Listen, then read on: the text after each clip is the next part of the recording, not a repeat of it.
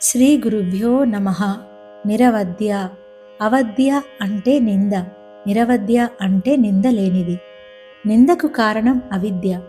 అమ్మ విద్య అవిద్యా స్వరూపిణి. అవిద్యలో ఉన్నప్పటికీ అవిద్యా ప్రభావం అమ్మను అంటదు. మట్టిలో ఉన్న బంగారం బంగారమే కదా. అవిద్యా వికారం ఉన్నవారు అవద్య నరకాన్ని చవిచూస్తారు. చింత, దుఃఖము, బాధ, భయము, ద్వేషము, ఈర్ష్య, గర్వము, అసూయ మొదలైన భావములతో ఉన్నవారందరూ అవధ్య నరకంలో ఉన్నవారే. ఈ అవధ్య నరకాన్ని నుండి మనల్ని తప్పిస్తుంది కాబట్టి అమ్మ నిరవధ్య. నిరవధ్య అంటే ఏ వేదన లేని అమ్మ. తనకు శరణుజొచ్చిన భక్తులకు కూడా ఏ వేదన లేకుండే చేసే అమ్మ అని అర్థం. అమ్మ గురించి ఏమైనా చెబుదామంటే చెప్పడానికి ఏమీ లేనిది, అంటే నిందించడానికి వంక పెట్టడానికి ఏమీ లేనిది. బంగారం బంగారంగా ఉంటే వంకలు పెట్టడానికి ఏముంటుంది? అదే బంగారంతో ఓ బొమ్మ చేసినప్పుడు ముక్కు బాగాలేదనో కళ్ళు బాగాలేదనో వంకలు పెట్టొచ్చు. అలాగే అమ్మ బంగారు తల్లి. అమ్మలో ఏ వంకలు ఉండవు. ఆ బంగారంతో చేసిన బొమ్మలు, వస్తువులే ఈ సకల సృష్టి. ఆకాశాన్ని పోల్చడానికి మరో వస్తువు లేనట్టు అమ్మను పోల్చడానికి మరో వస్తువే లేదు. అమ్మవారిలో వంక పెట్టేవి, నిందింపదగినవి అంటూ ఏమీ ఉండవు. అమ్మ పరిపూర్ణం. పరిపూర్ణంలో లోపాలుండవు, వంకలుండవు, బాధలుండవు. నిరవధ్య అంటే లోపములకు అతీతమైనది, నిందకు ఆస్కారం లేనిది. ఇది కేవలం నైతిక శుద్ధి కాదు, ఇది అస్తిత్వ శుద్ధి.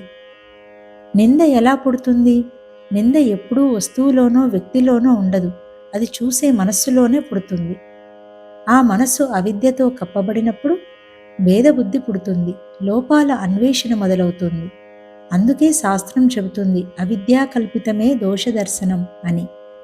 అవిద్య ఉన్న చోట నింద తప్పదు.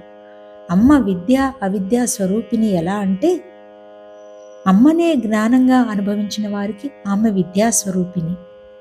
అదే అమ్మను భేదబుద్ధితో చూసిన వారికి ఆమె అవిద్యా స్వరూపిణిగా అనుభవం అవుతుంది. ఇది అమ్మలో మార్పు కాదు, చూసేవారి దృష్టిలోని మార్పు. సూర్యుడు అంధకారానికి కారణం కానట్లే అమ్మ కూడా అవిద్యకు కారణం కాదు. కానీ అవిద్య ఉన్న చోట ఆమెనే కారణమని భావిస్తారు. అవిద్యలో ఉన్న అవిద్య అంటదు అన్న తత్వం. బంగారం మట్టి ఉపమానం ఇక్కడ లోతైనది. మట్టి మీద పడి ఉన్న బంగారం మట్టిగా మారదు. అవిద్యలో వ్యక్తమవుతున్న అమ్మ కూడా అవిద్యకు లోబడదు. అందుకే ఆమెను మాయాధీశ్వరి, మాయాతీత అని శాస్త్రం పిలుస్తుంది. అవధ్య నరకం అంటే ఏమిటి? ఇది లోకాంతర నరకం కాదు, ఇది మానసిక నరకం. చింత, దుఃఖం, భయం, ద్వేషం, ఈర్ష్య ఇవి శిక్షలు కాదు, ఇవే నరకం. ఈ భావాలు ఉన్నంతకాలం మనిషి నరకంలోనే జీవిస్తున్నాడు. ఈ నరకానికి కారణం దేవుడు కాదు, అవిద్య. అమ్మ ఎందుకు నిరవధ్య?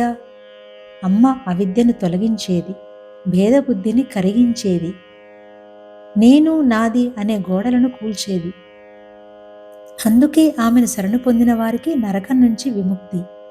అమ్మను చేరడం అంటే ఎక్కడికో వెళ్ళడం కాదు, అవిద్య నుంచి వెనుదిరగడం. చెప్పడానికి ఏమీ లేనిది అంటే నిజమైన పరిపూర్ణతకు వర్ణన ఉండదు అని అర్థం. వర్ణన అన్నది ఎప్పుడూ పరిమితానికి మాత్రమే సాధ్యం.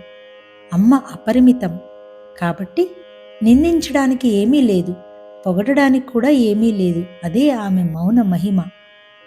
బంగారం బొమ్మ ఉపమానం. అమ్మ స్వరూపం నిరాకారం, నిర్గుణం, పరిపూర్ణం. ఆమె నుండి వ్యక్తమైన సృష్టి, ఆకారం, గుణం, భేదం, వంకలు.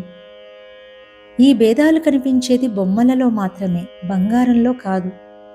లోపాలు కనిపించేది సృష్టిలో మాత్రమే, సృష్టికర్తలో కాదు.